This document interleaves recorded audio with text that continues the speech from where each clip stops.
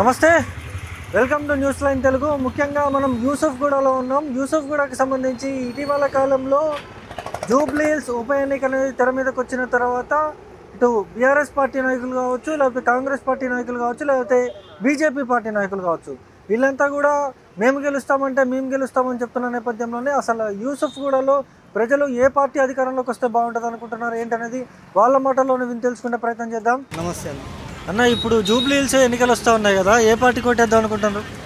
టీఆర్ఎస్కి వేద్దాం అంటున్నాను.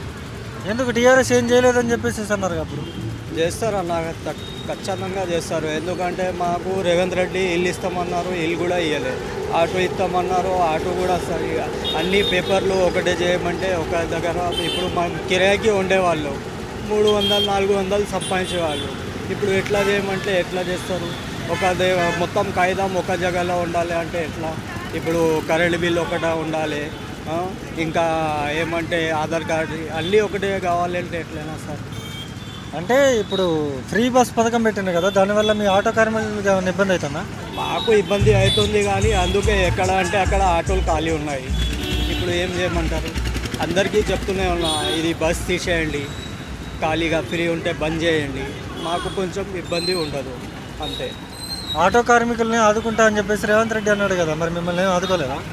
మేము అంటే సరే, వాళ్ళకి ఏమొస్తే ఇప్పుడు ఖచ్చితంగా ఏమంటే వాళ్ళకి ఏమవుతుంది ఏమో తెలియదన్న, వాళ్ళకి ఏం అర్థమవుతుంది. ఇప్పుడు రాజకీయం అంటే మంచిగా చేయాలి అని మేము కోరుకుంటే ఓటు కూడా వేస్తే ఇప్పుడు మాకు చూడు ఆటో కిరాయిది బండి నడిపిస్తున్నాం 400 పెట్టి.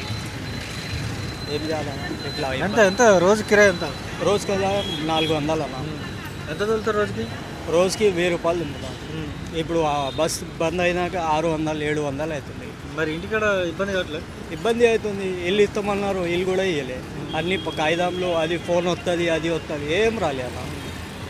ఇప్పుడు కాంగ్రెస్ పార్టీ పరిపాలన బాగుందా? అంతకుముందు బీఆర్ఎస్ పార్టీ అధికారంలో బీఆర్ఎస్ పార్టీ పరిపాలన బాగుందా? ఇప్పుడు ఏ పార్టీ అయినా సరే ఏం చేస్తుంది అన్న, ఏ పార్టీ వచ్చినాక కూడా అదే చేస్తుంది. ఏం కావాలని కోరుకుంటారు మీకు? ఏం లేదు, అందరికీ మంచిగా చేస్తే అదే మాకు. ఏం లేదు, అందరికీ మంచి చూడండి, మంచి చేయండి, అదే మా కోరిక. ఇంకేం పోయి కోరుకుంటేద్దాం అనుకుంటాం. మాకేం చేయలే, మేము చెప్తాం. మాకేం చేయలే. ఎలక్షన్లు వచ్చినప్పుడే పని మొదలు పెడతారు. పని అయిపోయినాక ఎలక్షన్కి గెలిచిన గౌడు నోరు రేపు రాపో అంతే. పోలీసులు అంతే, లీడర్ అంతే, పక్క బంధువులు అంతే. పక్క బంధువులు లీడర్ గెలిచారుగా, వాళ్ళకే ఇస్తారుగా విలువ, మాకు ఇయ్యరు. ఇప్పుడు కాంగ్రెస్ పార్టీ పరిపాలన బాగుందా? ఇంతకుముందు బీఆర్ఎస్ పార్టీ పరిపాలన బాగుందా? తెలంగాణ వచ్చినప్పుడు కూడా అదే ఉన్నది, ఇప్పుడు అదే ఉన్నది. ఇప్పుడు స్పెషల్గా ఏం లేదు. ఆడవాళ్ళకి ఫ్రీ పెడుతున్నారు. ఆడవాళ్ళు ఏం చేసిండు? రేవంత్ రెడ్డి అన్ని ఇస్తా అన్నాడు కదా, ఇచ్చిండు? ఏం చేసిండు? సంక్షేమ పథకాలు ఇస్తా ఏమీ ఏమి ఇచ్చిండు? లక్ష్మీ ఒకటి ఇచ్చిండు, ఇంకేమి ఇచ్చిండు? ఏం కావాలని కోరుకుంటారు అసలు? మోగన్కి ఎంత ఇల్లు ఇస్తారు, ఆడదానికి అంత ఇల్లు కావాలి. ఆడదానికి ఎక్కువ ఇల్లు ఇస్తారు, మోగనం పండ పెడుతున్నారు. ఇదేమి ఎలక్షన్, ఇదేమి లీడర్లు. మోగని పండ పెడుతున్నారు, ఆడదానికి పేదిస్తారు. ఆడలే పెంచాలి. మళ్ళీ మొగలు ఎందుకు నిలబడుతున్నారు? లీడర్లు మొగలు ఎందుకు నిలబడుతున్నారు? ఫ్రీ బస్ పథకం తీసేయాలంటున్నాను. తీయాలి. అందరికీ ఒక చదవని అయితే ఒక చదవం కాదు. ఏం చేస్తారు మరి? రూమ్లు బిల్డింగ్లు ఇస్తున్నారు, వాళ్ళు బెడ్రూమ్లు ఇస్తున్నారు. ఎవరు ఇస్తారు? రేవంత్ రెడ్డి అన్ని ఇచ్చిన ఉంటాడు. ఏమి ఇచ్చిండు? చూపిమన్న. ఏమి ఇచ్చిండా? మాకు చిన్న పని చేస్తాం, మాకు రూమ్లో ఏం లేవు, మరి ఎట్లా బతకాలి? ముగ్గురు అడ్డి పిల్లలు. నమస్తే. ఇప్పుడు జూబ్లీ హిల్స్ ఎలక్షన్స్ వస్తున్నాయి కదా, ఎవరు అధికారంలోకి వస్తే బాగుంటుంది అనుకుంటున్నారు? ఎవరు అధికారంలో అంటే కేసీఆర్ అధికారంలో వస్తే బాగుంటుంది. ఇప్పుడు మాగంటి గోపినాథ్ గారు చనిపోయారు, వాళ్ళ భార్య నిలబడుతున్నది. బీఆర్ఎస్ ఉంటే బాగుంటుంది. మరి బీఆర్ఎస్ బాగాలేదని చెప్పేసి ఓట్లు వేయలేదు కదా జనాలు, ఎందుకు బీఆర్ఎస్ బాగుంటుంది అంటారు? బీఆర్ఎస్ బాగలేదు అని ఓట్లు వేయలేదని ఎవరు చెప్పారు మీకు? ఇప్పుడు ఇచ్చిన ప్రభుత్వము దొంగ హామీలు ఇచ్చి గెలిచిందని నేను అంటున్నా. బాగలేదని ఎందుకు ఓట్లు వేయలేరు? ఇప్పుడు పింఛన్ ఏమన్నారు, 4000 ఇస్తామన్నారు, 2000 ఇచ్చారు. అంటే 4000 నమ్మకంతో వేసారు కదా.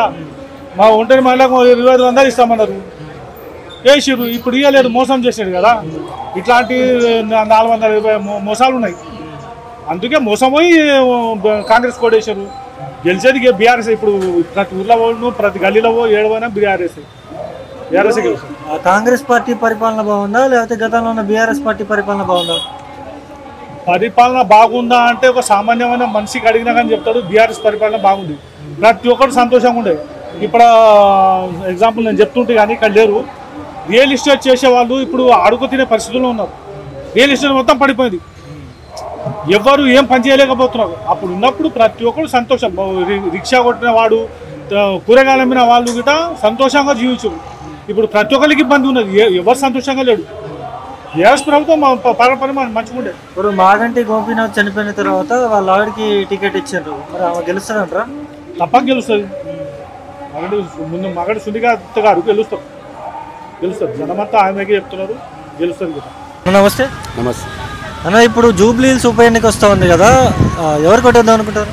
టీఆర్ఎస్ తెలంగాణ. బీఆర్ఎస్ ఏం పని చేయలేదు అది అని చెప్పేసి అన్నారు. ఏమో అన్న, నాకు 4 ఆడపిల్లలన్నా, నాకైతే సాయం దొరికింది అన్నిటికీ. కేసీఆర్ ఇచ్చిండు, షాదీ ముబారక్ అన్ని ఇచ్చిండు నాకు. మరి ఈ కాంగ్రెస్ పార్టీ ఏమి ఇవ్వట్లేదు. 10 రూపాయల ఉపయోగం లేదన్న నాకైతే లేదు.